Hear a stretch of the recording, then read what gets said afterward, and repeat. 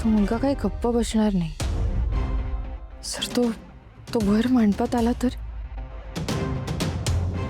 कार्तिकला काय वाटेल?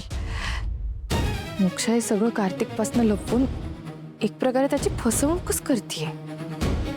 मॅडम, सगळी कामं कशी विषयाड झालीत ना, फत्ते झालीत. हे घ्या पेढा घ्या. अरे कसला पेढा? लग्न कुठे लागलं अजून? अहो मॅडम, मोक्षाताईंचं ते विघ्न दूर झालं की नाही, त्याचा पेढा आहे. खाऊन बघायला लई गोड आहे. नाही रे शुभू, मनातली धास्ती अजून संपलेली नाहीये. काय झालं? सगळं निस्तरलं की आपण काही निस्तरलेलं नाहीये. आपण फक्त अडचण थोड्या वेळापुरती लांब केलीये, संपून टाकलेली नाहीये.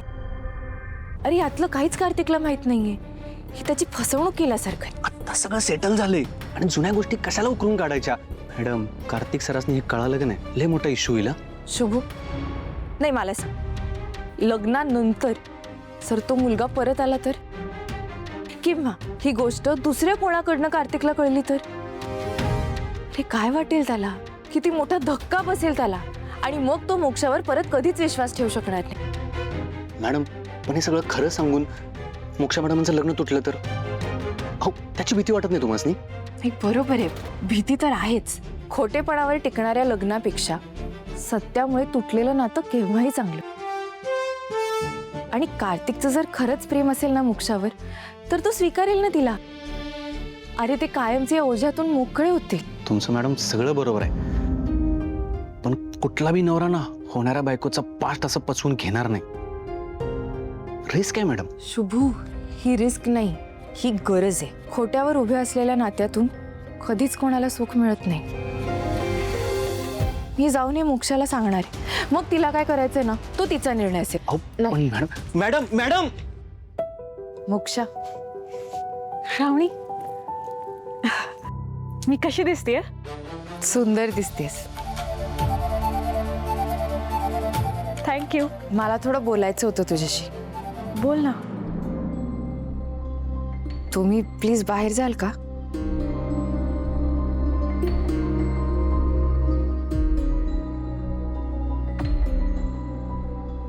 काय झालं? पुन्हा काही प्रॉब्लेम झालाय का? मोक्षा, मला खरं खरं सांग, आज तुझं लग्न होणार आहे. तू खुश आहेस ना? तुझ्या चेहऱ्यावरचे हसू, हे हसू खरं आहे ना?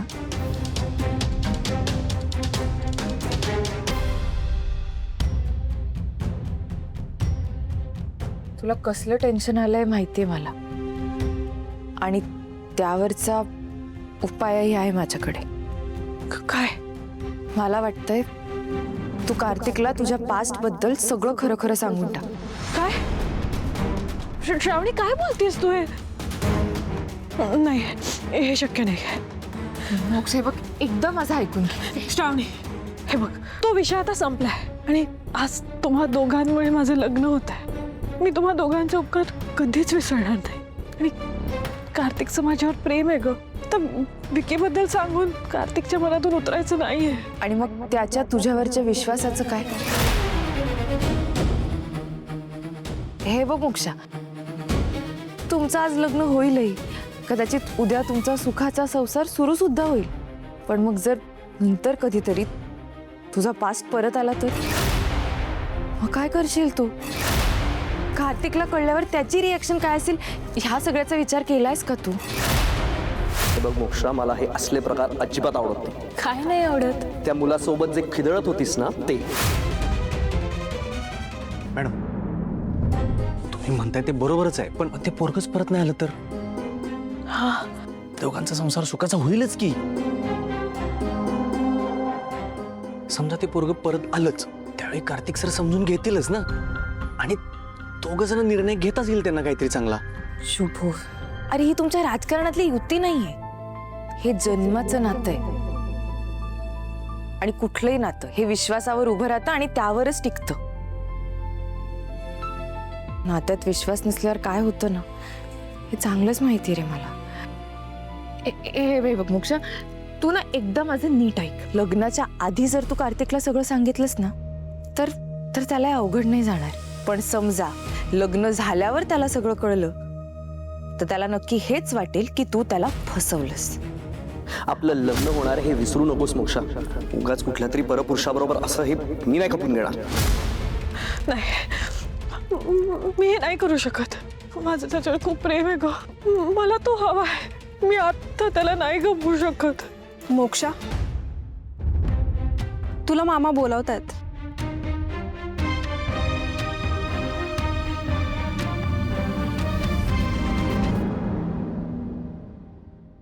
मोक्षा, आयुष्यभर तुझ्या मनात हे गिल्ट राहायला नको ना, म्हणून म्हणते प्लीज एकदा विचार कर. स्वस्ति श्री गणनायकं गजमुखं मोरेश्वरं सिद्धितं बल्लाळो मुरुडं विनायकमहं चिंतामणि थेउरं लेण्याद्रिं गिरिजात्मकं सुरवरं विघ्नेश्वरं मोदनं ग्रामो रांझण संस्थितं गणपतिं कुर्यात् सदा मंगलं शुभमंगल सावधान. का ना मॅडम मॅडम मॅडम ऐका की 2 मिनिटं. अहो साहेबांनी मांडवा त्याला मनाई केलंय माहिती आहे ना तुम्हासनी. त्यात तुम्ही मुलावर पाणी मारून राडा केलाय सा. आता काय करू नका असं हो. अरे शुभू, असं काय करतोस? माझ्या बहिणीचं लग्न आहे. हा क्षण परत येणार आहे का? बाबांचा शब्द नाही, बरोबर आहे. पण बाबा काय म्हणाले, लग्नाच्या मांडवात यायचं नाही. मी नाही येणार ना, बाहेर उभं राहून लग्न बघते. मग काय प्रॉब्लेम आहे? अहो तू गप्री, मी तसंच करणार आहे. मॅडम आता दोघांनी नमस्कार करा आणि तू कलशाला हळद कुंकू वा आणि तुम्ही फुलं वाहून घ्या.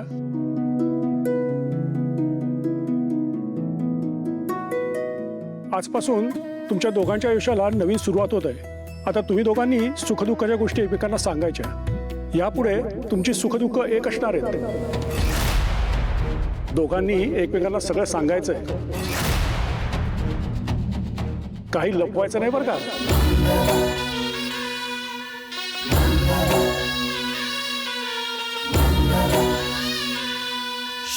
मला वाटतंय तू कार्तिकला तुझ्या पास्ट बद्दल सगळं खरं खरं सांगितलं. नंतर कधीतरी तुझा पास्ट परत आला तर कार्तिकला कळल्यावर त्याची रिॲक्शन काय असेल ह्या सगळ्याचा विचार केलायस का तू?